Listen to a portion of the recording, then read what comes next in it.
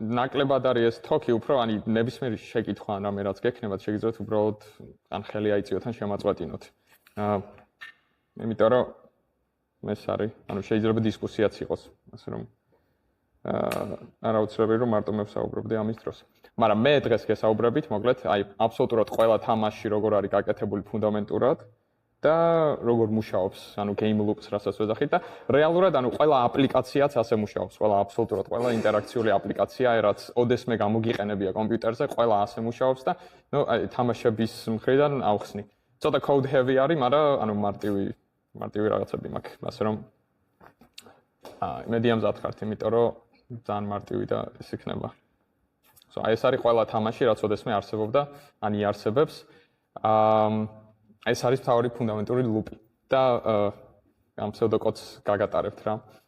სანამ თამაში არის მოკლედ გაშვებული და არ იმაშვრება, სანამ არ ითიშება აი ამ კოდის მიხედვით, უბრალოდ აგროვებ ინპუტებს, მერე თამაშს ააპდეიტებ და მერე ხატავ. ეს არის ფუნდამენტურად რაც ხდება. ანუ ინპუტების მიღება არის, რომ კითხულობ უბრალოდ კლავიატურაზე რომელ ღილაკს აჭერია, ან ჯოისტიკზე რა არის გადატრიალებული, ან რომელ ღილაკზეა დაჭერილი, მაგის მიხედვით დააპდეიტებ შენ თამაშს, აი ლოგიკას, აი თუ ამ მომენტში სიტყვაზე მარიოს თამაშობ და მარჯვენა ღილაკზე მიჭირავს, მაშინ ნიშნავს, რომ მარიოს უნდა მიემატოს რაღაცა 10 პიქსელით მეტი X ლოკაციას რა და უნდა გადაადგილდეს 10 პიქსელით. ხო და inputs მოაგროვებ, დააპდეიტებ და მე ამ ყველაფერს დახატავს state-ის მიხედვით. ცოტა რომ განვარცხოთ, ხო?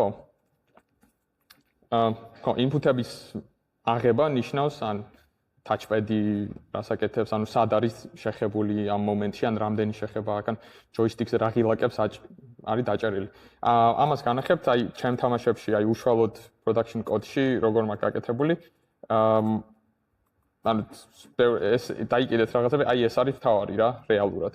რომ ანუ თითო ანუ თამაშში აი 60 frames per second რო არის.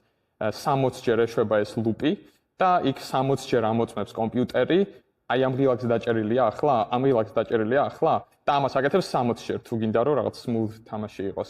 და რეალურად გაქვს ერთი დიდი ცხრილი ამ კომპიუტერში, რომელიც აღრიცხავს აი W-ზე დაჭერილი იყო წინა ფრეიმში. ამ ფრეიმში არ არის დაჭერილი. ამაზე იყო დაჭერილი ამ დროს. და ანუ ამას აკეთებს ძალიან ბევრჯერ, ანუ ჩვენთვის ეს ილუზია უბრალოდ, რომ ანუ ამ როგორ ასწრებს ამდენ რაღაცას, მაგრამ ძალიან სწრაფია ყველა კომპიუტერი და ასწრებენ. და ნუ ამას ყველაფერს ამოწმებს და ოკეი, ახლა აქვს ეს დიდი ცხრილი, რომელშიც წერია, რომელ ღილაკზეა დაჭერილი. და შემდგომ ხო? შემდეგ ვაპდეითებთ სამყაროს, რაც არის აი მარიოს მაგალითზე რომ მოგიყვანეთ. ამ მომენტში თუ დაჭერილია იმაზე მარჯვენა იმაზე arrow key-ზე, მაშინ მარიოს უნდა მიენიჭოს რაღაცა, მაგრამ თუ კედელს ეტაკება 10 პიქსელში თუ კედელია, მაშინ უნდა მოკვდეს. და ანუ აქ არის აი game logika, character-ები, ფიზიკა და ასე შემდეგ ყველაფერი. და შემდეგი არის პრეზენტაცია. რაც არის რეალურად ამ ყველაფრის დახატვა. რომ აი მარიო დახატოს აი ამ კოორდინატზე, ან შემდეგ ფრეიმზე დახატოს შემდეგ ცოტა კიდევ უფრო მარჯვნივ, თუ ისევ მარჯვენა ღილაკზე გვიჭირავს ხელი. მაგის გარდა პრეზენტაციის ნაწილი გულისხმობს ხმების გამოშვებას, აი როცა jump ღილაკს რო დააჭერ და ანუ ლოგიკა მიხვდება, რომ ოკეი, jump ღილაკს დაეჭირა, მაშინ ანუ დაუკრავს ამ jump-ის ხმას. და რეალურად ხო, ანუ ეს კიდევ უფრო რთულია. ამას მე დაუბრუნდებით, მაგრამ მინდა განახოთ, რომ აი ყველა პროგრამა რეალურად მასე მუშაობს. ანუ გაქვს რაღაცა input-ი, ეს არის უბრალოდ პროგრამის განმარტება. რაღაცა input-ი გაქვს, რაღაცა მოხდება და მერე გაძლევს output-ს. ანუ აბსოლუტურად ყველა პროგრამა ამ framework-ში ჯდება. Turing-ის ყველანაირი მანქანა ფუნდამენტურად ეს არის. ყველა ინტერაქციული პროგრამა ხო, უბრალოდ ანუ ლოგიკის მაგივრად ამ ლოგიკას უშვებს წამში რამდენჯერმე. და ანუ იმდენად სწრაფად უშვებს, რომ შენ ინტერაქციული გონია. შენ როდესაც აი მაუსით დააჭირე რაღაცა Windows და ცდილობ რომ გადაათრიო სხვაგან, ხო? ის ყოველ წამს ამოწმებს, ოკეი, ისე უჭირავს მაუსზე და ეხლა საით გაწია და ანუ რეალურად ანუ ინტერაქციული პროგრამა არის ჩვეულებრივი პროგრამა, რომელიც უბრალოდ თავის ამ loops, თავარ ლოგიკას უშვებს წამში 60 ჯერ ან 120 ჯერ ან 240 ჯერ რა. და ანუ ანიმაციებიც მასე იკვრება მე. და ყველა ვიდეო თამაშიც ზუსტად იგივე არის, რომ ყოველ მე-60 წამში, ნახან 60 კადრი გვაქვს, იღებ inputs, update-ებ და გაქვს შენი output-ი რა. მე მინდა განახოთ ის რომ ანუ ვისაც აქვს ასევე ინტერესი იმის რომ აი ცოტა უფრო დეტალურად როგორ ხდება, გაქვს რაღაცა ერთი დიდი state-ი, რაც წარმოიდგინეთ რომ ცხრილე ვინც ტექნიკურები არ ხალთ, უბრალოდ რაღაცა Excel-ის ცხრილი წარმოიდგინეთ, სადაც წერია ინფორმაცია. და გაქვს ასევე game state-ი, სადაც წერია Mario ამ წამს სად არის, ან ის მტერი სად არის და ასე შემდეგ.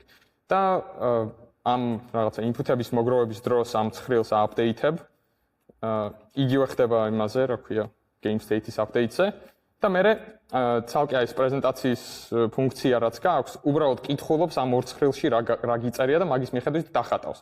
ანუ ეს იმას ნიშნავს, რომ ანუ ვიდეო თამაშებში ძალიან ხშირად არის, რომ შეგიძლია quick save-ი გააკეთო და მე უცბად დაბრუნდა. ეს ამის დამსახურება უბრალოდ state-ს ერთი დიდი ობიექტია, დადამპავენ უბრალოდ რაღაც save file-ში და იმას პირდაპირ კითხულობს და restore-ი შეუძლია მთლიანად აბსოლუტურად ყველაფრის რა.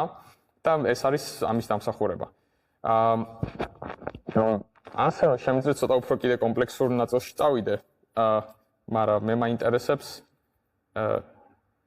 ეს ნაწილი ზედმეტად რთული ხო არ იყო. მოდი მაშინ იმას იცი რას ვიზამ. აგიხსნით იმ ნაწილს ამაზე რაღაცა ცოტა შევეხებ მაშინ. იმიტომ რომ ანუ კონკრეტულ ვიდეო თამაშებისთვის ძალიან მნიშვნელოვანია. აი ვინაიდან ვიდეო თამაშში ლოგიკა უნდა გაეშვას წამში 60 ჯერ ან 120 ჯერ, ხო? უნდა იყოს ოპტიმიზირებული ძალიან, რომ ანუ 120 ჯერ შეძლო ლოგიკა გაუშვა, მე დახატო და ასე შემდეგ. მაგრამ ხანდახან ზოგი თამაში ძალიან სწრაფად ეშვება. და მაგისთვის გვაქვს რაღაცა ასეთი სტრუქტურა ხოლმე. და ანუ საბოლოო სახე, აი მე განახებთ კიდე, საბოლოო სახე მაინც ეს არის, რომ ანუ რას ვაკეთებ, აი ხაზს გაგატარებთ და მიხვდებით, რომ ანუ მე მინდა რომ აი ერთი ფრეიმის დრო იყოს წამის მე-60, ხო? ანუ 1/60 მაქვს აქ ლიმიტად დაყენებული. DT არის delta time. Delta time რას ნიშნავს, რომ აი ამ ფრეიმში რაღაცა ხო გაკეთდა თამაშში. და აი შემდეგ ფრეიმში რაღაცა რო გაკეთდა, ამ ორ შორის განსხვავება რა იყო? ანუ შემდეგი ფრეიმი როდის დაიხატა? აი ეგ მაგას იცვლის delta time. და delta time-ს აი ასე ვითვლი რა. გვაქვს უბრალოდ time რაღაცა ცვლადი და ანუ წინა ფრეიმთან შედარებით აი ეს იგივე ლუპია, რაც გავიარეთ, ეს იგივე ლუპია. აი ამ ყველაფერს რა დრო დაჭირდა. და თუ ძალიან ცოტა დრო დაჭირდა, ხო, არ გინდა რომ აი ჩემი კომპიუტერი თუ ძლიერია და შენი კომპიუტერი თუ სუსტია, ხო? ჩემ კომპიუტერზე უფრო სწრაფად არ უნდა ირბინოს Mario, შენსაზეც რა სიჩქარითაც დარბით, მაგით უნდა ირბინოს. და ანუ ესეთი throttling გვაქვს, რომ უბრალოდ სლიპავ იმის მიხედვით, რომ აი ანუ თუ ძლიერი კომპიუტერი გაქვს და მაინც 60 FPS-ზე გაქვს დაალოქილი, უბრალოდ შენი კომპიუტერი არაფერს არ აკეთებს იმ მომენტებში, უბრალოდ შენ ვერ ხვდები. ყველას გექნებათ ანუ პროგრამა ან რაღაცა მსგავსი გახსნილი, ვერ ხვდები ისე, ანუ ანელებს თავისით ძალის თავს, რომ რაღაც ესა ზედმეტად სწრაფად არ იმუშაოს ანიმაციებმა და რომ კარგი იყოს ვიზუალურად. Windows-ის დერის თამაშებს, როდესაც Windows 2000-ი გამოვიდა, 99-ში დაწერილი თამაშები რო იყო, 2000-ზე ახალ ძლიერ კომპიუტერებზე რაღაც თამაშები სწრაფად ეშვებოდა და ასე ჰქონდა დამყარებული 99-ში boss fights-ები ვიდეოები და კომპიუტერიდან შედავს, რომ წამთვადა რა 800 წამიგებს რაღაც რომ მოქმედება ანუ ლაგი გაქვს რა გამოცემასა და გიორის კლიკში და შეიძლება სწრაფად იმოქმედება რა გას პროგრამირება და 2000 რო გამოვიდა და ახალი კომპიუტერი რო გამოვიდა ბენკინგს რაღაცა იყო რა ერთი კოდარი და მან პრობლემა ჰქონდა რომ იმდენად სწრაფად მოქმედება რომ ეგ ლაგი აღარ იყო რა პირდაპირ მედება იყო და ვერანასწრაფდა უკვე დავატებით ფიქს და მთლიანად ეშლებოდა. კი, даже ანუ Nintendo-s კონსოლებში აი D&D ვისაც გითამაშიათ, მან გაწერილი იყო, ანუ აი ამის კეთება არ უწევდათ, იმიტომ რომ ყველამ იცის რა პროცესორი გაქვს ისედაც და ტიპებმა უბრალოდ ზეპირად იცოდნენ რამდენი ბრძანების გაშვება შეუძლია ამ პროცესორს ერთ ფრეიმში და მაგაში ჯდებოდნენ უბრალოდ რა მაგის მიხედვით და მანდაც სავარაუდოდ ეგ ხდებოდა რომ ანუ იცოდნენ რომ ყველას ალბათ ეს პროცესორი აქვს რა და არ გვჭირდება აი ამდენი ჩალიჩი პირდაპირ მაგაზე გავთვალოთო და ანუ მე სავარაუდოდ რომ აჩქარ ეგ იცოდნენ როგორ მონიტორზე გადიოდა და აი მონიტორების ზემოდან მოიხატებოდა ხო სიარტი მონიტორი კი დახატვასაც ფიზიკურად მეტი დრო რო ჭირდებოდა კი კუდიანი დიდი ტელევიზორები რო ქონდა, ეგენი რეალურად მართლა სინათლის გარდატეხით ანუ ინტერნეტი მუშაობდა და ოპტიკის ზემოდან ხდებოდა და თამაშების ოპტიმიზაციაც ეგრე ხდებოდა, რომ ზემოდან ხდებოდ რა უნდა დაიხატოს და როგორი მოქმედებები უნდა მიგებოდა ეს არის ვინც ტიბრანერები არიან. მაგას იყენებდნენ, კი. ანუ ეს throttling-ი რაც ხდება, კონსოლები თავში დაგეთებდნენ ამას, იმიტომ რომ ცალკე ჩიპი იყო, რომელიც დაგიხატავდა ამ გრაფიკებს რა. ანუ ეს game loop-ი რაც განახეთ, ხო, აი Nintendo-ს ძველ კონსოლში, NES-ი, რასაც ქვია, ჩვენ Dendy-ს რასაც ვეძახდით, ეს ცალკე ჩიპებად იყო დაყოფილი რა. ანუ ერთი ჩიპი იყო input-ის მისაღებად, რომელშიც, ანუ პირდაპირ RAM ჩიპი იყო, რომელშიც ეწერა უბრალოდ ბიტებით, რომელ ღილაკზეა დაჭერილი. მეორე ცალკე ჩიპი იყო, რომელიც იყო, ანუ პროცესორი რა, ლოგიკისთვის. და მე 6502 თუ რაღაცა ასეთი ჩიპი ერქვა თორსები.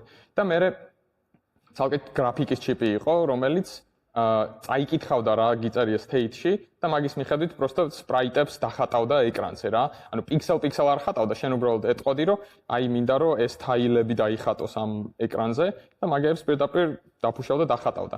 და ანუ იცოდი რა დრო ჭირდებოდა თითოეულ frames. ხო და საბოლოოდ ანუ ვიცი ბევრი web developer შეიძლება იყოს აქ ასევე და ანუ ყველაზე ცნობილი მაინც web development-ია და ანუ ასევე ყველა web app-იც ასე მუშაობს რეალურად. ანუ თუნდაც React-ში რო წერდე, ხო, ბრაუზერი მაინც სიმულაციას გიკეთებს აი ამ loop-ისას, რომ ჯერ ხო ჩაიტვირთება შენი ისა web app-ი, რაც გაქვს აწყობილი, რენდერდება და მე რაღაცა event-ების მიხედვით re-render-ი ხდება და იმას შვება, რა ქვია, ლოგიკა ეშვება ახლიდან. და ანუ ამ listening-ს თვითონ აკეთებს ბრაუზერი შენთვის, ან React-ი, ან რასაც იყენებ რა. მაგრამ რეალურად ანუ React-ის ბრაუზერის API-ებს რახან იყენებს, ბრაუზერი აკეთებს ამას. Chrome-ი, Firefox-ი და ამ შემდეგ ამ მარტივ loop-ს უშვებენ უბრალოდ, რომ ოკეი, ახლა წავიკითხოთ ყველაფერი რაც ხდება user-ის კლავიატურაზე, მაუსზე და ამ შემდეგ. ამას ერთ იმაში ინახავს რაღაც დიდ ობიექტში და შენ მერე შეგიძლია აქედან ესა რაღაცა event-ებს გიტრიგერებს ასევე. მაგრამ შეგიძლია პირდაპირ ეს input-ად წაიკითხო ასევე. და მერე უშვებს შენ კოდს. ანუ აქ ცოტა სხვანაირი სტრუქტურა აქვს შენთვის გაკეთებული, იმის მაგივრად რომ შენ გქონდეს ეს ლუპი აწყობილი, იმათ აქვს ეს ლუპი და შენ კოდს უშვებს რაღაცა მომენტებში, როცა ეტყვი რომ ამ მომენტში გავუშვა, ამ მომენტში არ გავუშვა. ხო. ხო, აგე get inputs რო განახეთ მაგას აკეთებს, გაქვს state და ლოგიკა, რომელიც ეს update ნაწილია და პრეზენტაცია გაქვს, რომელიც present ნაწილი იყო, ანუ ეს დარენდერება თვითონ რა. ხო, ანუ და ანუ მინდა რომ ყველას ქონდეს გათავისებული ის, რომ ანუ შეუძლებელია რომ სხვანაირად გააკეთო ინტერაქციული პროგრამა რეალურად.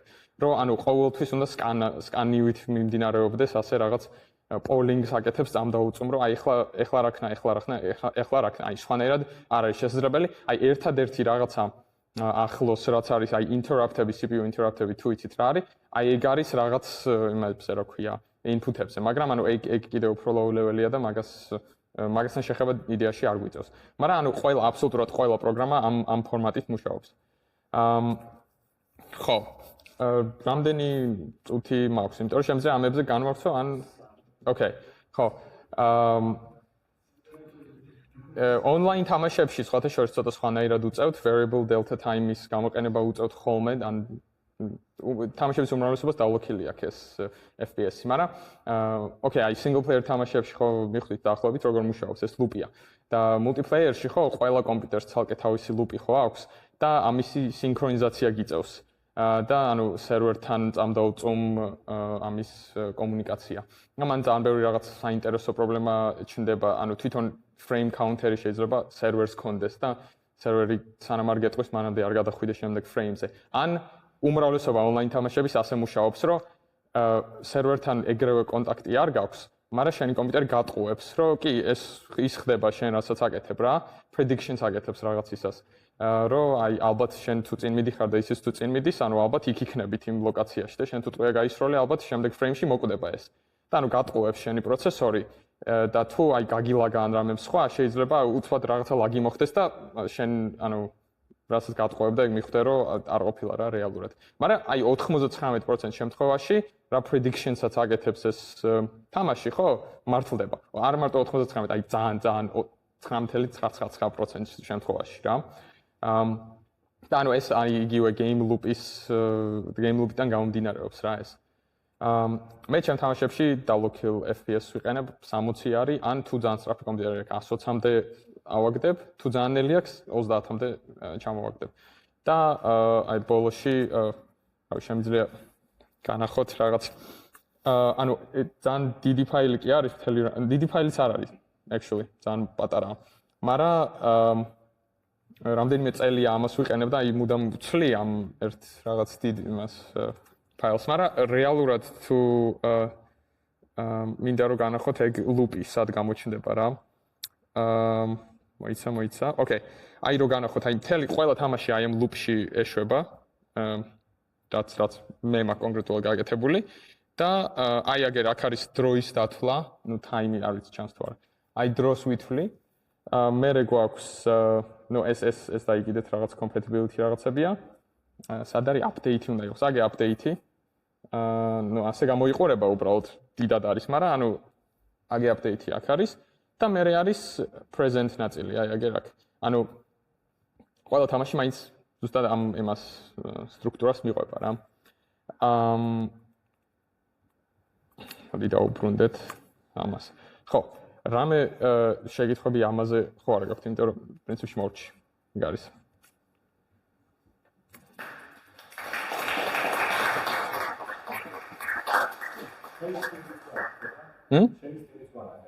Steam-ზე?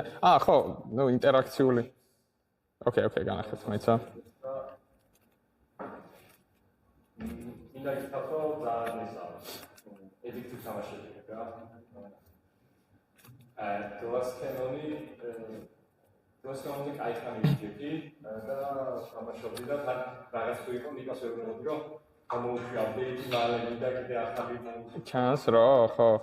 პატარა რაღაცა რეტრო სტილის თამაშებს ვაკეთებ. ესეც იგივე ლუპს იყენებს. მუდამ შენ ინპუტებს ელოდება და მაგის მიხედვით რაღაცებს აკეთებს. ეს პატარა previews გაიგეთებთ უბრალოდ ამისას, რომ როგორ გამოიყურება. მოდი მე მგონი ეს ჩაიდვერთა. ეს ხო პირველი რაც გამოვუშვი, რაც 2 წლის წინ. ნუ Steam-ზე რაც გამოვუშვი ყოველ შემთხვევაში, თორემ მანამდეც ვქონდა. დედავს ინტერნეტი, არა. არა გუშინ თავარი ის არის, რომ ანუ ეს თამაშიც რაც არ უნდა იყოს, ყველა ერთსა და იმავე ლუპს იყენებს რა. აგე სკრინშოტები არის. ნუ რავი რამეს თუ დაინახავთ, მაგრამ